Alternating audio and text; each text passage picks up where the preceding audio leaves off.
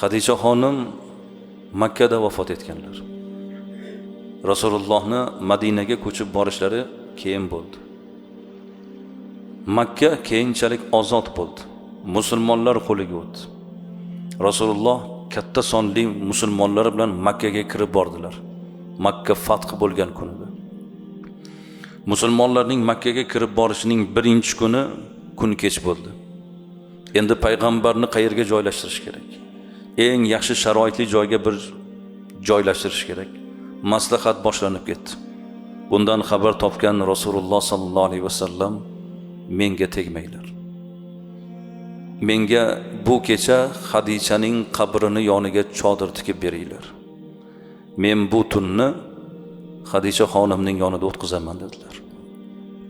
Rasululloh sallallohu alayhi vasallam Makkaga borgan birinchi kunining tunini zavjalarining yonida o'tkazdilar.